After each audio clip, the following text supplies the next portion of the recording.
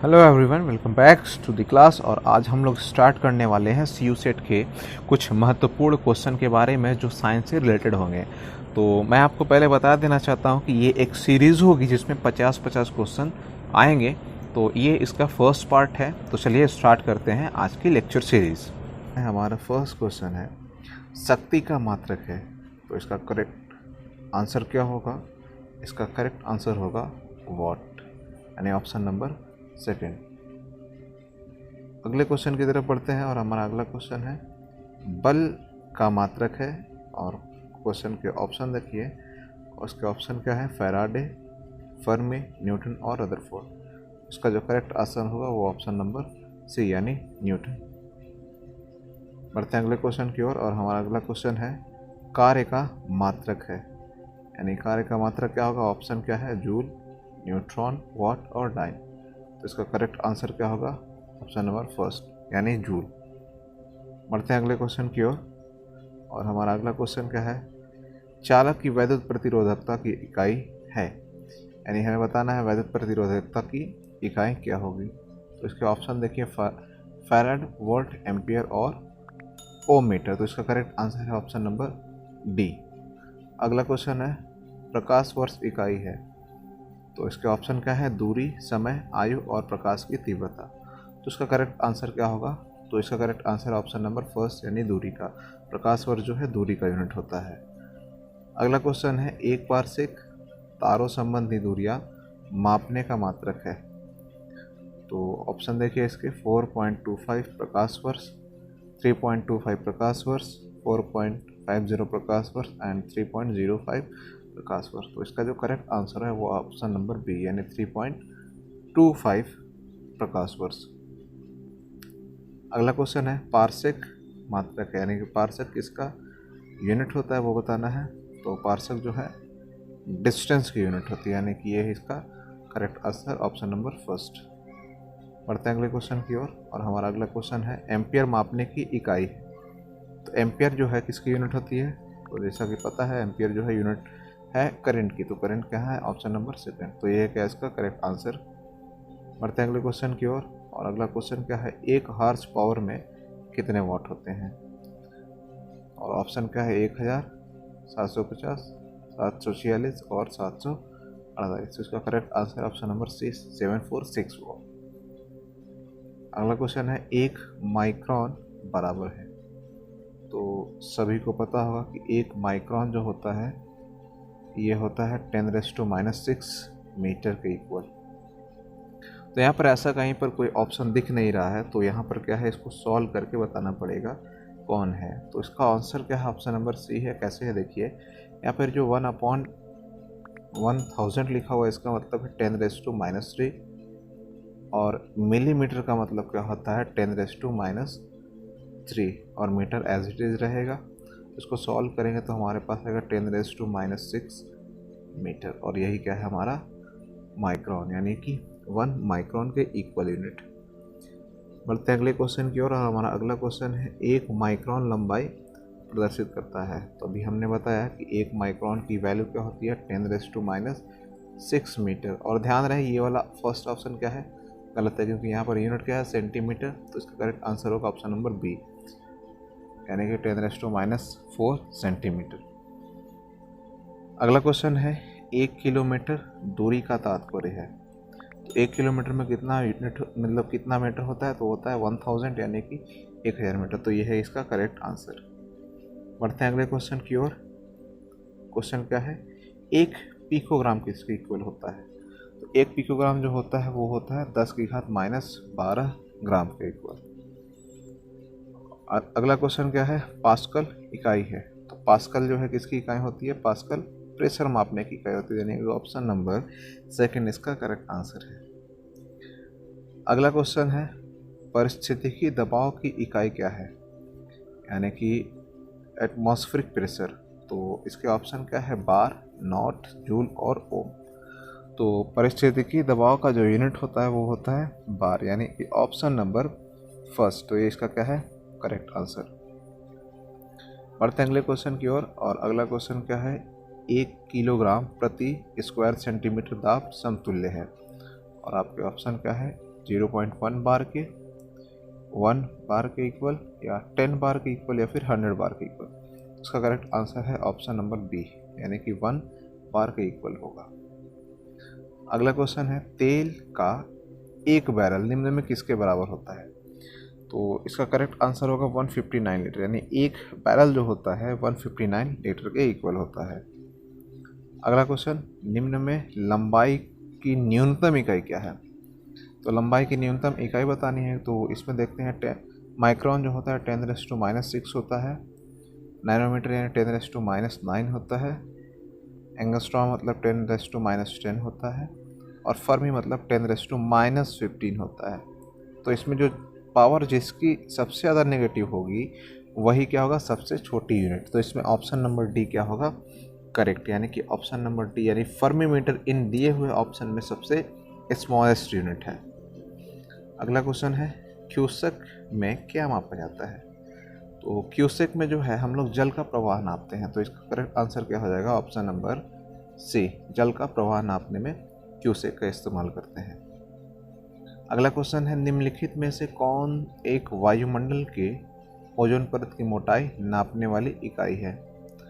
तो इसके ऑप्शन क्या है, नॉट, डॉप्सन, क्वार्ट्ज और मैक्सवेल। तो इसका करेक्ट आंसर है डॉप्सन, यानी कि ओजोन परत की मोटाई जो है जिसमें नापी जाती है उसकी यूनिट होती है डॉप्सन। अगला क्वेश्चन है, महासागर में डूबी हुई वस्तुओं की स्थिति जानने के लिए निम्नलिखित में से किस यंत्र का प्रयोग किया जाता है? तो ऑप्शन क्या है, ऑडियोमीटर, गैल्वेनोमीटर, सेक्सटेंट या फिर सोनार। उसका करेक्ट आंसर क्या है, सोनार। सोनार जो है हम लोग समुद्र में छिपी हुई किसी वस्तु की स्थिति को पता करने में प्रयोग करने वाले करते हैं। अगला क्वेश्चन क्या है, सोनार निम्नलिखित में किन के द्वारा प्रयोग में लाया था? तो हमने अभी बताया कि सोनार एक ऐसी डिवाइस है जिससे हम किसी समुद्र में जो भी ऑब्जेक्ट है उसकी स्थिति बतानी है तो हम लोग इसका यूज़ करते हैं। तो अंतरिक्ष यात्री तो इसका यूज़ करने वाले नहीं, यानी कि इसका आंसर फर्स्ट गलत हो गया। डॉक्टर भी नहीं करेंगे, इंजीनियर भी नहीं करेंगे, तो बचेगा क्या, ऑप्शन नंबर डी, यानी कि नाव संचालकों द्वारा, यानी कि जो नाव चलाते हैं उनके द्वारा यूज़ किया जाएगा। बढ़ते हैं अगले प्रश्न की ओर, और अगला क्वेश्चन क्या है, ध्वनि की तीव्रता मापने वाला यंत्र है। तो ऑप्शन क्या है, क्रोनोमीटर, एनीमीटर, ऑडियोफोन या फिर ऑडियोमीटर। तो इसका करेक्ट आंसर क्या होगा, ऑप्शन नंबर डी, ऑडियोमीटर। अगला प्रश्न है, पायरोमीटर किसके मापन में प्रयोग किया जाता है? तो इसके ऑप्शन क्या है, वायुमंडलीय दाब के, सांद्रता, आर्द्रता के, उच्च ताप के या फिर घनत्व के।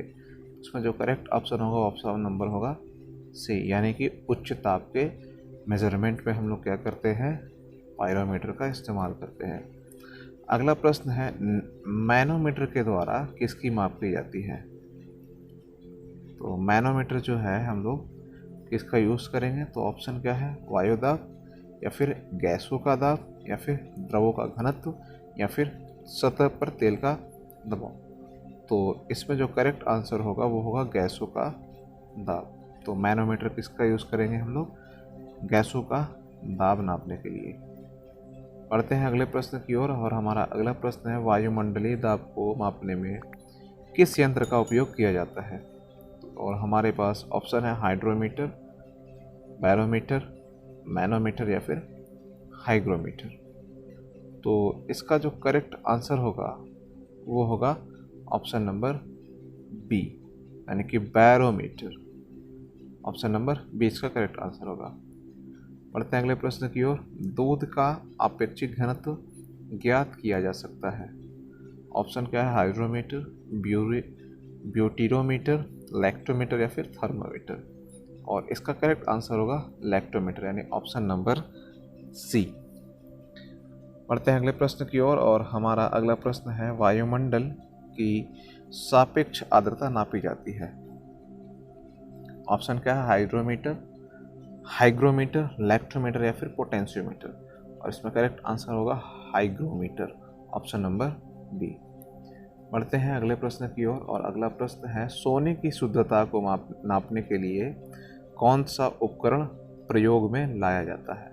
तो सोने की शुद्धता नापनी है तो ऑप्शन क्या है, हाइड्रोमीटर, हाइग्रोमीटर, स्पेक्ट्रोमीटर या फिर कैरेटोमीटर। तो इसमें जो करेक्ट ऑप्शन है वो होगा ऑप्शन नंबर डी यानी कैरेटोमीटर। तो सोने की शुद्धता नापने के लिए हम लोग कौन सा डिवाइस यूज़ करेंगे, कैरेटोमीटर, ऑप्शन नंबर डी। अगला प्रश्न है रक्त दाब नापने के लिए हम लोग किस डिवाइस का इस्तेमाल करेंगे। ऑप्शन क्या है, टैकोमीटर, स्फिग्नोमैनोमीटर, एक्टीमीटर और बैरोमीटर। तो इसमें करेक्ट ऑप्शन होगा ऑप्शन नंबर बी यानी कि स्फिग्नोमैनोमीटर। बढ़ते हैं अगले प्रश्न की ओर और हमारा अगला प्रश्न है प्रकाश की तीव्रता नापने के लिए जिस उपकरण का उपयोग किया जाता है उसे कहते हैं। तो वो प्रकाश की तीव्रता नापने के लिए हम लोग किस डिवाइस का यूज़ करते हैं, तो वो जो होता है वो होता है लक्स मीटर यानी कि ऑप्शन नंबर सी, यही क्या है इसका करेक्ट आंसर है। अगला प्रश्न है राडार उपयोग में आता है। तो अभी हमने बताया सोनार के बारे में और इस बार क्वेश्चन है राडार के बारे में। ऑप्शन पहले पढ़ते हैं। तो इसमें क्या है कि प्रकाश तरंगों द्वारा वस्तुओं का पता लगाने में, ऑप्शन नंबर फर्स्ट है। सेकंड क्या है, ध्वनि तरंगों को परावर्तित कर वस्तुओं का पता लगाने में, ऑप्शन नंबर सी है। रेडियो तरंगों द्वारा वस्तुओं की स्थिति ज्ञात करने में, या फिर वर्षा करने वाले बादलों का पीछा करने में, यानी ऑप्शन नंबर डी। तो इसमें जो करेक्ट आंसर होगा वो होगा वस्तुओं का पता लगाने में, और कब, तो वो होगा रेडियो तरंगों द्वारा स्थिति ज्ञात करने में, यानी कि ऑप्शन नंबर सी। तो होता क्या है राडार, वो सुन लीजिए। राडार एक डिवाइस है, राडार एक डिवाइस है जो हम लोग आकाश में कैसी भी स्थिति हो, यानी कि अगर आकाश में बादल भी हो, मौसम खराब भी हो, तो अगर उसमें कोई एरोप्लेन जा रहा हो या फिर कोई लड़ाकू विमान छिप करके जा रहा हो, तो उसका पता हम लोग आसानी से इसकी सहायता से कर सकते हैं। यानी कि ये क्या कहता है, रेडियो तरंगों द्वारा वस्तुओं की स्थिति ज्ञात करने में। बढ़ते हैं अगले प्रश्न की ओर और हमारा अगला प्रश्न है निम्न में कौन सी राशि रिएक्टर पैमाने पर मापी जाती है।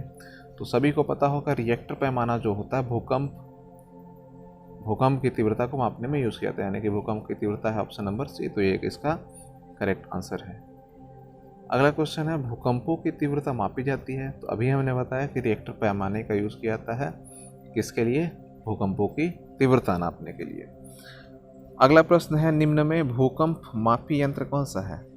तो भूकंप मापी जो यंत्र है वो कौन सा है, सिस्मोग्राफ। तो ये क्या है, इसका करेक्ट आंसर है। अगला प्रश्न है क्रेस्कोग्राफ मापने का एक यंत्र है, यानी कि क्रेस्कोग्राफ किसकी मेजरमेंट में यूज़ करते हैं। तो ये है इसका आंसर ऑप्शन नंबर डी, यानी पौधों में वृद्धि को नापता है ये क्रेस्कोग्राफ। अगला प्रश्न है वॉशिंग मशीन का कार्य किस सिद्धांत पर है, यानी कि ये क्या है, ऑप्शन नंबर फर्स्ट अपकेंद्रण, अपवहन, उत्क्रम परासरण या फिर विसरण। तो इसका correct answer option number A, अपकेंद्रण। अगला क्वेश्चन है निम्नलिखित में से कौन सी राशि सदिश नहीं है। तो सदिश अदिश सभी को पता होगा, तो ऑप्शन इसमें कौन सा लगेगा, आयतन। यानी आयतन क्या है, अदिश राशि, बाकी सब क्या है, वो है सदिश राशि। अगला क्वेश्चन है निम्नलिखित में से कौन सी एक सदिश राशि है। तो सदिश राशि क्या होती है, सभी को पता है। तो इसमें संवेग सदिश है और बाकी सारे क्या है, अदिश, यानी ऑप्शन नंबर फर्स्ट क्या होगा, सदिश राशि। अगला प्रश्न है पदार्थ के संवेग और वेग के अनुपात में कौन सी भौतिक राशि प्राप्त होती है। ऑप्शन क्या है, वेग, त्वरण, द्रव्यमान या फिर बल। तो पदार्थ का संवेग यानी होता है m और v का मल्टीपल, और दूसरी तरफ क्या है, वेग यानी v से v कैंसिल जब हो जाएगा तो हमारे पास बचेगा m, और m क्या होता है, द्रव्यमान, यानी ऑप्शन नंबर सी करेक्ट होगा।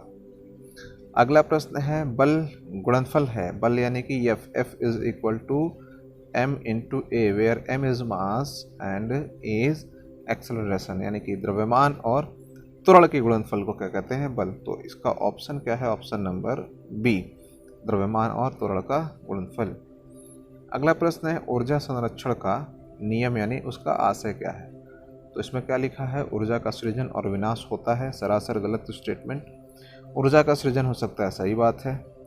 ऊर्जा का सृजन नहीं हो सकता परंतु विनाश हो सकता है, ये गलत है। तीसरा ऑप्शन ऊर्जा का न तो सृजन हो सकता है और न ही विनाश हो सकता है, बहुत सही। यानी कि इन सभी ऑप्शन में देखा तो ऑप्शन नंबर डी क्या है, सही है, यानी कि एनर्जी नहीं क्रिएट होगी और नहीं क्या होगी, विनाश होगी। ठीक है, यानी कि इसका ऑप्शन क्या होगा, डी। ऊर्जा का ना तो सृजन हो सकता है और ना ही विनाश हो सकता है। पढ़ते हैं अगले प्रश्न की ओर। अगला प्रश्न है, एक ट्रेन जैसे ही चलना आरंभ करती है उसमें बैठे यात्री का सिर पीछे की ओर झुक जाता है, इसका कारण क्या है? और इसके ऑप्शन देखिए, स्थिरता का जड़त्व, गति का जड़त्व, जड़त्व आघूर्ण या फिर द्रव्यमान का संरक्षण। तो ये बात तो सही है कि इसमें लगेगा जड़त्व, यानी कि जब भी कोई ऑब्जेक्ट है मूव करना स्टार्ट की तो आपका सर पीछे की ओर चला गया, तो उसमें यानी कि आपकी स्थिति में परिवर्तन आ गया, तो यानी परिवर्तन आएगा तो उसमें जड़त्व है। और जड़त्व कौन सा है? तो यहाँ पर ऑप्शन नंबर क्या होगा, option number option number second, यानी कौन सा लगेगा, गति का जड़त्व। तो करेक्ट आंसर क्या होगा, ऑप्शन नंबर बी, यानी गति का जड़त्व है जिसकी वजह से आपका सर एकाएक बस के चलने पर आपका सर जो है सीट से पीछे यानी कि पीछे की ओर लग जाता है। अगला प्रश्न है, सड़क पर चलने की अपेक्षा बर्फ पर चलना कठिन क्यों होता है? तो ऑप्शन क्या है, बर्फ सड़क से सख्त होती है, सड़क बर्फ से सख्त होती है, जब हम अपने पैर से धक्का देते हैं तो बर्फ कोई प्रतिक्रिया व्यक्त नहीं करती, और आप फोर्थ ऑप्शन है, बर्फ में सड़क की अपेक्षा घर्षण कम होता है। तो इन सभी ऑप्शन में जो है करेक्ट आंसर है वो ऑप्शन नंबर डी, यानी कि जब हम चलना स्टार्ट करते हैं, चाहे एक फर्श हो और एक आइस हो, इन दोनों में से फर्श पर चलना आसान होता है क्योंकि इसमें प्रॉपर फ्रिक्शन होता है, और आइस वाले पर सरफेस पर फ्रिक्शन जो है कम हो जाता है, इस वजह से चिकनी सतहों पर यानी बर्फ़ की सतहों पर चलना क्या हो जाता है, टफ हो जाता है। अगला प्रश्न है हमारा, एक व्यक्ति कार में जो विराम में बैठा है, सड़क के कार के 4 पहिए में से प्रत्येक पर प्रतिक्रिया आर है, जब कार सीधी समतल सड़क पर चलेगी तो अग्र पहियों में प्रत्येक पर प्रतिक्रिया के में क्या परिवर्तन आएगा? तो 4 टायर थे, उसमें आर जो है प्रतिक्रिया थी, तो आर प्रतिक्रिया होने पर बोला क्या कि जब ये चलना स्टार्ट करती है तो उसके आगे के 2 पहियों पर क्या होने वाला है? तो इसमें जो करेक्ट आंसर होगा वो सुन लीजिए, इसका नंबर होगा ऑप्शन नंबर बी, यह जो होगा आर से कम होगा। बढ़ते हैं अगले प्रश्न की ओर, और इसमें क्या है, तेल से अंशतः भरा हुआ तेल का एक टैंकर समतल सड़क पर आगे की ओर एक समान त्वरण से जा रहा है, तेल का मुक्त पृष्ठ कैसा होगा? यानी कि एक टैंकर है जिसमें तेल भरा हुआ है और वो आगे एक समान त्वरण से जा रहा है, तो बोला कि वो उसके अंदर जो है पोजीशन कैसी बनेगी, यानी कि टैंकर रहा होगा ऐसा कुछ, और इसमें कुछ यहाँ तक तेल भर दिया गया, तो जब ये एक समान त्वरण से किसी ट्रैक पे चल रही होगी तो उस स्थिति में क्या होगा, इसका पोजीशन कैसा बनेगा, यानी कि इसके अंदर ये जो लिक्विड फिल है इसके अंदर वो कैसा बनेगा? तो इसके अंदर जो लिक्विड भरा हुआ है वो लिक्विड का शेप इस कुछ परवलय के जैसा बन जाएगा, यानी परवलय ऐसा। तो परवलय कहाँ पर दिख रहा है, इसका ऑप्शन नंबर कहाँ दिखा, परवलय वक्र का कर लेगा, ऑप्शन नंबर डी, यानी कि इसका करेक्ट आंसर क्या होगा, ऑप्शन नंबर डी। अगला क्वेश्चन है, त्वरण ज्ञात करने के लिए सही सूत्र क्या है? त्वरण सभी को पता होगा, गति का नियम v is equal to u plus a t, यहाँ से हम लोग a निकाल सकते हैं v minus u divided by t, यानी ऑप्शन नंबर फर्स्ट यहाँ पर दिख रहा है, इसका क्या है करेक्ट आंसर है, यानी कि option number first v a is equal to v minus u upon t. अगला प्रश्न है, निम्नलिखित में से किसे न्यूटन से पूर्व ही बता दिया था कि सभी वस्तुएं पृथ्वी की ओर गुरुत्वाकर्षित होती है? ऑप्शन क्या है, बुद्धगुप्त, ब्रह्मगुप्त, आर्यभट्ट और वराह मिहिर। तो इसमें करेक्ट ऑप्शन क्या है, ऑप्शन नंबर बी, यानी कि ब्रह्मगुप्त ने बता दिया था न्यूटन के पहले ही कि पृथ्वी क्या है, सभी वस्तुओं को अपनी ओर आकर्षित करती है। बढ़ते हैं अगले प्रश्न की ओर, और हमारा अगला प्रश्न है, गुरुत्वाकर्षण का सिद्धांत किसने दिया था? तो गुरुत्वाकर्षण का सिद्धांत क्या है, न्यूटन साहब दिए थे। कौन से न्यूटन? Isaac Newton. बढ़ते हैं अगले प्रश्न की ओर, हमारा अगला प्रश्न है, गुरुत्वाकर्षण के सार्वभौमिक नियम का प्रतिपादन किसने किया था? बहुत सीधा क्वेश्चन है और इसका आंसर है ऑप्शन नंबर ए, यानी कि न्यूटन। तो आई होप आपको ये वीडियो समझ में आया होगा, और इसकी जो बची हुई सीरीज़ है जिसमें हम आगे के 50 क्वेश्चन सॉल्व करेंगे वो इसके सेकंड पार्ट में आएगा। Thank you for watching.